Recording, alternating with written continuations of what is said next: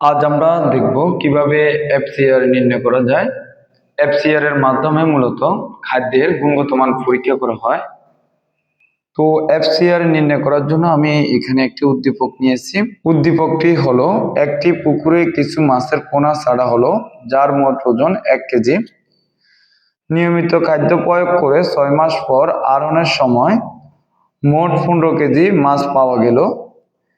এই 6 মাসে মোট 21 কেজি খাদ্য প্রয়োগ করা হলো। এখন এই উদ্দীপকের মাধ্যমে আমরা এফসিআর নির্ণয় করব। এই জন্য আমাদেরকে প্রথমত এফসিআর এর সূত্রটি লিখতে হবে। এফসিআর এর সূত্রটি হলো, আমরা জানি এফসিআর সমান মাছকে প্রদানকৃত খাদ্য বা মাছের দৈহিক বৃদ্ধি।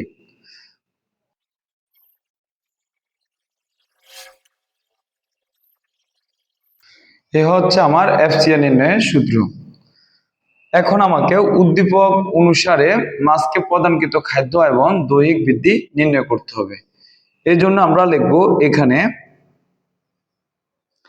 যেহেতু আমার এখানে প্রথমত মাছকে প্রদানকৃত খাদ্যের পরিমাণ দেওয়া আছে, আমরা প্রথমে এটা লিখব। মাছকে মোট খাদ্য প্রদান করা হয়েছে 21 কেজি, আমরা এটি লিখব। মাছকে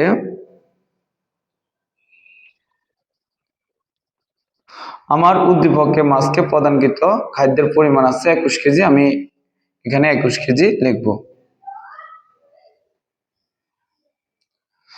তারপর আমাকে লিখতে হবে দৈহিক বৃদ্ধি। তো দৈহিক বৃদ্ধি নির্ণয়ের জন্য আমার আরেকটি সূত্র আছে, আমাকে সূত্রটি প্রয়োগ করতে হবে। দৈহিক বৃদ্ধি সমান হচ্ছে আহরণকালীন মোট ওজন বিয়োগ মজুতকালীন মোট ওজন।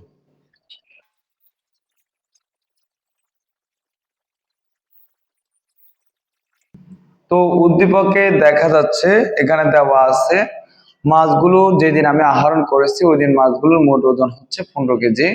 তার মানে আহরণকালীন মোট ওজন হচ্ছে 15 কেজি এবং মজুতকালীন মোট ওজন হচ্ছে যেদিন আমি মাছগুলো পুকুরে ছেড়েছিলাম ওই দিনের ওজনটা। তো এখানে উদ্দীপকে দেখা যাচ্ছে আমি যেদিন মাছগুলো পুকুরে ছেড়েছিলাম ওই দিন মাছের ওজন ছিল 1 কেজি।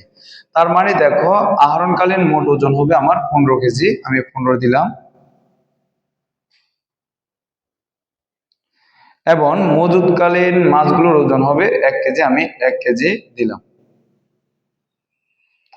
এখন আমাকে 15 থেকে 1 বাদ দিতে হবে, 15 থেকে 1 বাদ দিলে হবে 14 কেজি। তার অর্থ হলো দৈহিক বৃদ্ধি পেয়েছি আমি 14 কেজি। বন্ধুরা, যদি ভিডিওটা ভালো লাগে একটা লাইক দিও আর সাবস্ক্রাইব করে পাশে থাকা বেল আইকনটি অন করে রাখো যাতে পরের ভিডিওটা মিস না করো। এখন আমাকে এফসিআর নির্ণয় করতে হবে। তো আমি লিখব সুতরাং এফসিআর সমান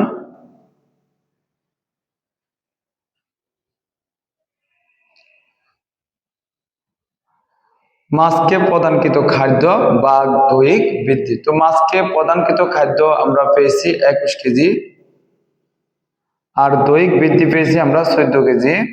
আমরা এটা ভাগ অবস্থা বসাবো। বসানোর পর আমাকে কি করতে হবে, 21 কে 14 দ্বারা ভাগ করতে হবে। 21 কে যদি আমরা 14 দ্বারা ভাগ করি আমরা পাবো 1.5। তার মানে হচ্ছে আমার এফসিআর হচ্ছে 1.5। এ হচ্ছে আমার এফসিআর নির্ণয়। তো তোমরা যদি এই অঙ্কটা শিখে রাখো ইনশাআল্লাহ তোমরা কৃষি শিক্ষার যে কোনো পরীক্ষায় এই অঙ্কটা পাওয়ার সম্ভাবনা অনেক বেশি থাকে।